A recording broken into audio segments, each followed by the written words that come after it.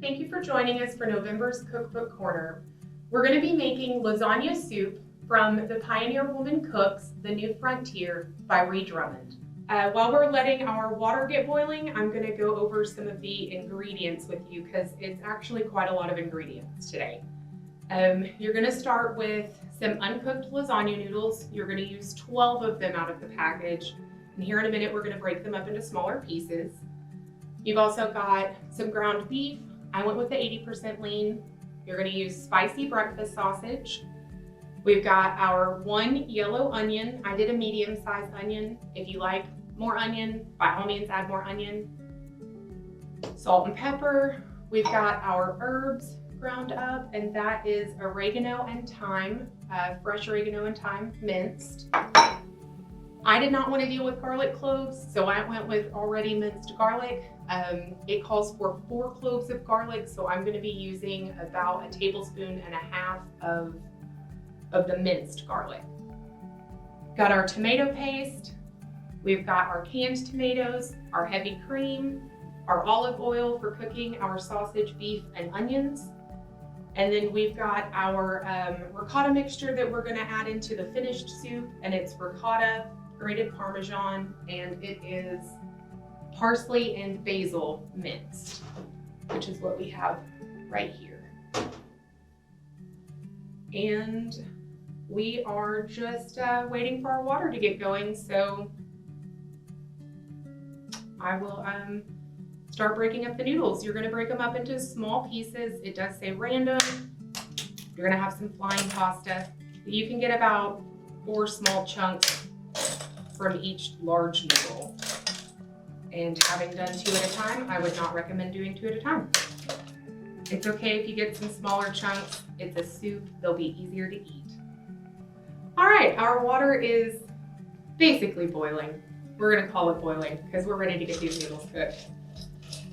So we are going to dump those in there and wait for that to come back to boil. The package says 12 to 14 minutes on the noodles. The instructions by Ree Drummond say to cook them for about 1 minute less than the package instructions. So we are going to go for a solid 12.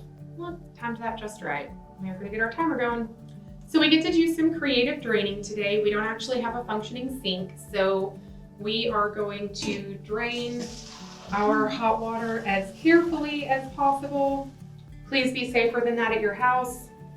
All right, we are going to make sure you turn your burner off. Set that to the side. If we had had 2 working burners, honestly, I would probably have cooked my meat and onions while I was cooking the noodles.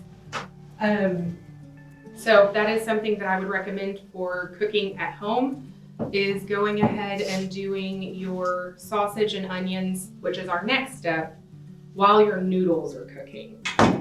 So we are going to grab a bowl, and we are going to set these noodles to the side for right now. I'm going to attempt to get as much of the water out as possible. All right, so our next step is to get our saucepan on medium heat. I'm gonna move this out of the way. And you are gonna put some olive oil, about 3 tablespoons. Dump your onions in, and your minced oregano, thyme, and your garlic. You're going to cook those until the onions start to soften. It'll be about 2 minutes. So this is what it'll look like in the pan. And again, we're just going to let them start to soften because you're going to add your beef and your sausage and cook that. So the onions will continue cooking with the beef and the sausage. And for those of you at home watching along, you can actually, if you have any dietary restrictions, you can absolutely get some Beyond Meat items, or you can use turkey instead of sausage or beef. There are options. While those are cooking, I'm going to clear some of my mess. Oh, it smells so good. I definitely recommend going ahead and getting your tubes of meat open. before you absolutely have to use them, so that you're not having to struggle while your onions are starting to cook further than you need them to. We're gonna bump that up to medium-high. About to add our sausage and beef. All right, going in with the beef and the spicy or hot sausage. So I want to break that up some, cooks it a little better. You're going to cook this mixture for about 5-7 minutes until the beef and sausage are fully browned. You don't want to forget the important ingredients. It calls for about a teaspoon of salt, and it does call for cracked black pepper, but we're using what we got. And I know most of you probably make spaghetti or chili and are used to draining all of the fat from the meat. This recipe actually calls for only draining about half of it. So you are going to leave some of that grease down in the skillet. And I do want to add a nice little tip. I have a soup pot that I'm making this in. So the meat is going to take a little bit longer than 5 minutes to cook because I'm having to stir it to make sure that it's all making contact with the bottom of the pan. So if you've got a larger sauce pot or even a wok, you are going to get that meat to cook a lot more evenly and quickly because you can have more surface area making contact with the bottom of the pan. So we have got our meat and onions and herb mixture cooked. We have drained some of the grease off, about half. So now we are going to add our tomato paste, which is 3 tablespoons of tomato paste. I bought the tube because I was not trying to deal with a can of tomato paste and measuring 3 tablespoons. So if you're ever curious, they do actually make tubes of tomato paste.